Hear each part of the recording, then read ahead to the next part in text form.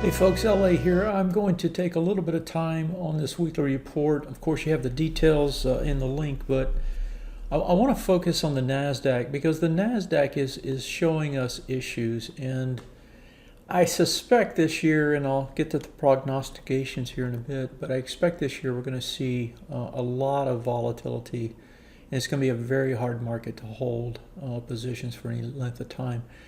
The main thing I want to show here to start with is in the NDX. NDX bearish engulfing. Mega cap tech, the mags, really struggled on the first day of the year, and that's what's reflected here. Now, the issue is going to be, which way does this resolve? Do you take out the low or do you take out the high? You've kind of got a trend in terms of the swing point highs. This will be another one if we get 2 more bars prior to that printing a higher high.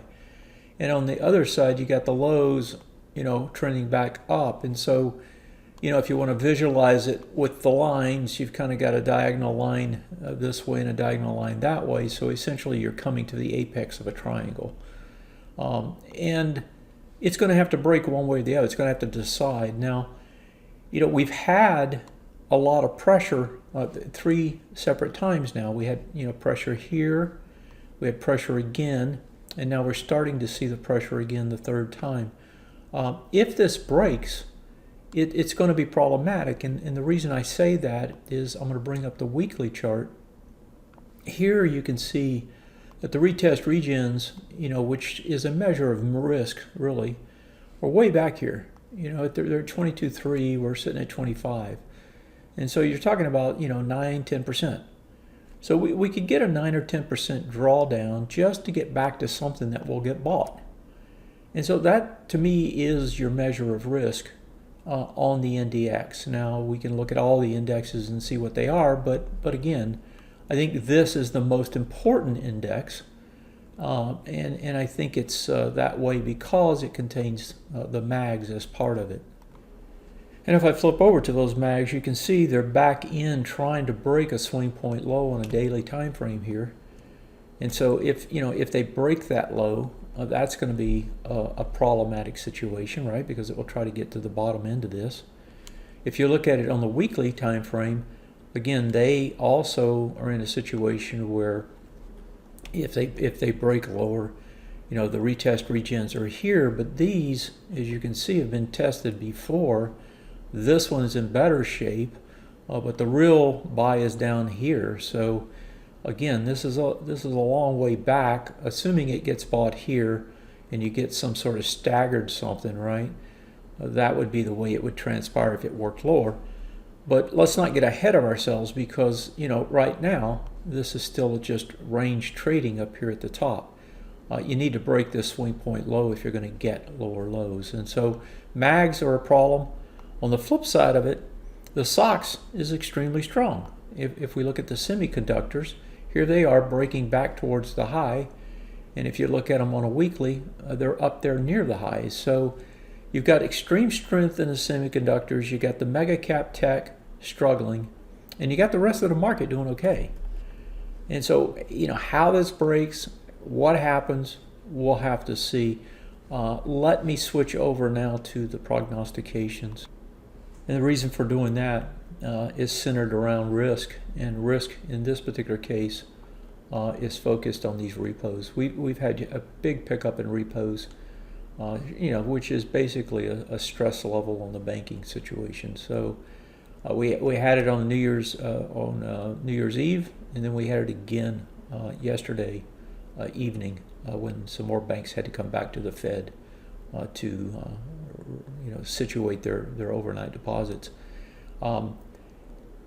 This is not a problem until it is, and the fact that we got this big spike and now we got a fairly large one again, it's telling us that there's stress.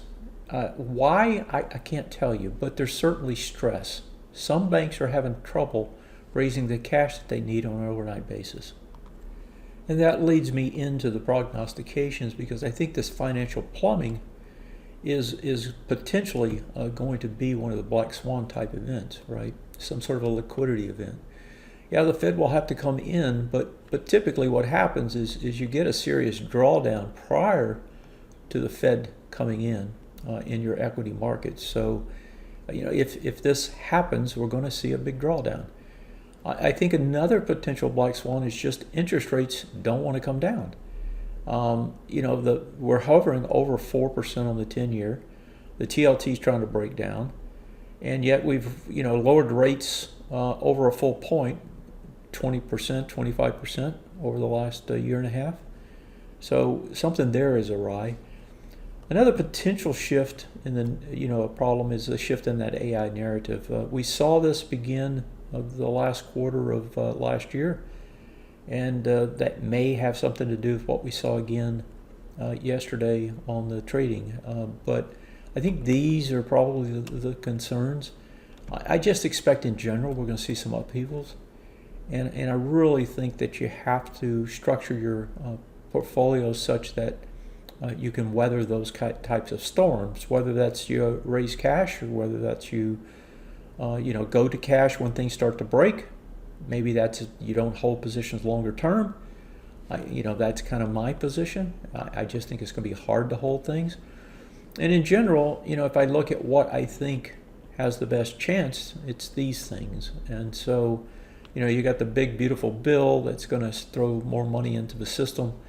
And then you've got everything tied to AI, everything in the way of energy, commodities, materials, etc. And so I think that's the highlight of what I have to give you this week. You can read the details in the report, and have a great new year. Let's hope it's a profitable one. Thanks.